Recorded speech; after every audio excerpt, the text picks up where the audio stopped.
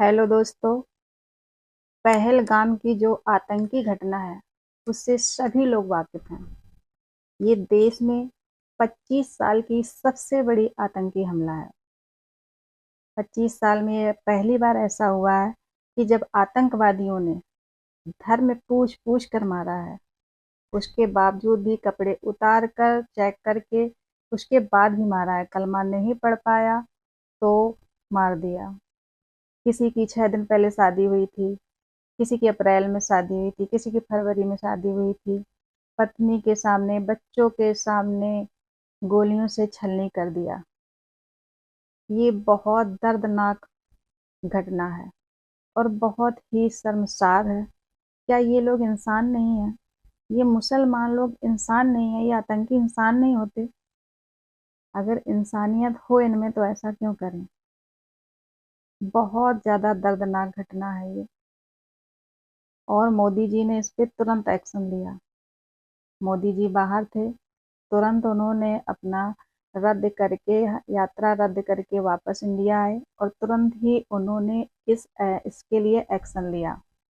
बाघा border seal कर दिया। सिंध नदी से जो पानी जाता था वो बंद कर दिया।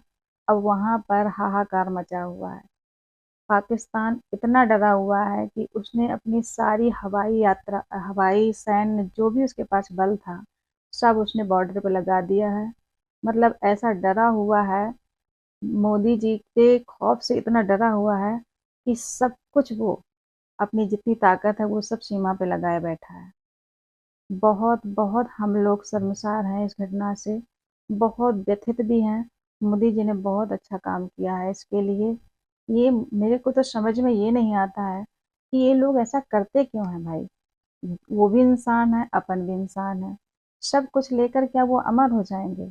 अभी भी दो रोटी खाते हैं, फिर भी दो रोटी खाएंगे। जो पहनते हैं वही पहनेंगे। जैसे वो हैं वैसे हम हैं। एक साथ मिलकर भाईचारे से क्यों नहीं रह सकते? समझ में नहीं आता है कि कब कब इनका अल्लाह जागेगा और कब इनको सद्बुद्धि देगा। शायद ऐसा हो कभी। बहुत बहुत व्यथित होते हैं हम लोग ये सब सुनकर कि क्या ये इंसान नहीं है मुसल्ले। गालियां देने का मन करता है इनको। ऐसा लगता है ना कि मतलब अंदर से इतनी गुस्सा आती है ना कि इनको क्या किया जाए। जो भी अभी तक किया गया है वो भी कम है। इनको भी ऐसे ही ढूंढ ढूंढ कर एक एक को मारा जाएगा, तभी आत्मसंतुष्टि होगी। मोदी जी ने कहा, हम उन आतंकियों को धरती के अंतिम छोर तक खदेड़ेंगे, ढूंढ ढूंढ कर मारेंगे। किसी ने अपना बेटा खोया है, किसी ने अपना भाई खोया है, किसी ने अपना बाप खोया है, किसी ने अपना जीवन साथी खोया है। छोड़ेंगे नहीं। कारगिल से लेकर कन्याकुमारी तक एक एक से बदला लेंगे। एक एक को कूट कूट कर मारेंगे। ऐसा सबक सिखाएंगे कि कभी भी अपना सर ऊंचा करने की हिम्मत ना करें।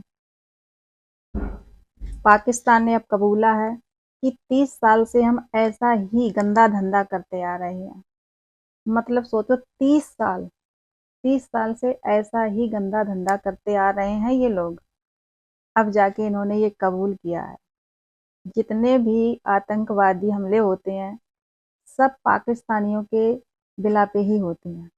सबको शरण देता है पाकिस्तान। है कुछ नहीं, दम कुछ भी नहीं है, लेकिन फिर भी सर उठाए घूमते रहते हैं। दूसरे पर निर्भर हैं, लेकिन फिर भी कुछ ना कुछ करते रहेंगे। भले भूखों मरेंगे। अब पानी नहीं जा रहा तो तबाही मचेगी। मोदी जी ने जो भी काम किए हैं, जो भी कदम उठाए हैं, बहुत बहुत अच्छे किए हैं। उनको बार बार सलाम करती हूँ। शायद डूबती नैया का वो सहारा थे और आगे भी रहेंगे। बहुत बहुत उनको नमन है, हम सबकी तरफ से भी और हमारी तरफ से भी।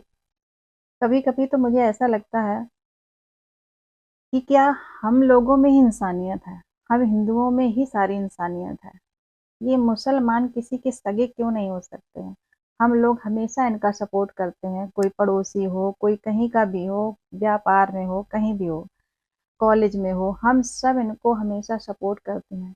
लेकिन क्या ये कभी हिंदुओं के पक्ष में नहीं आ सकते? मतलब लड़ाई करके, मार काट करके क्या मिलेगा इनको? और अभी जो इन्होंने किया है उससे क्या मिला है इनको? सिर्फ नरसंहार ही तो हुआ है।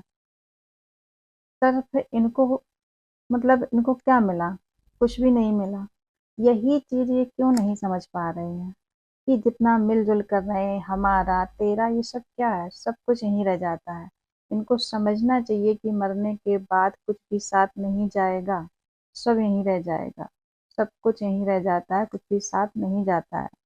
ये इनके धर्म में क्यों नहीं पढ़ाया जाता है? अपन लोगों को जो बचपन से सिखाया जाता है, इंसानियत, अपने कर्म, अपने संस्कार, इन लोगों को ये सब क्यों नहीं सिखाया जाता है? ये लोग शायद कभी सुधरेंगे नहीं। अपन लोगों को ही खड़ा होना है। तो हिंदू जागो, जागो हिंदू भाई। सपोर्ट करना बंद करो इन लोगों को। खुद की आत्मरक्षा के बारे में सोचो। खुद इतने ताकतवर बनो कि इनको सामने से हम जवाब दे सकें और इनके ऊपर हम हावी हो सकें, हर फील्ड में, हर जगह, हर देश पर। हम विश्व गुरु जो बनने का सपना है, जो बल्कि बन भी चुके हैं कई हद तक, वो पूरा करना है हम सबको। जय हिंद। ओम शांति। ओम शांति।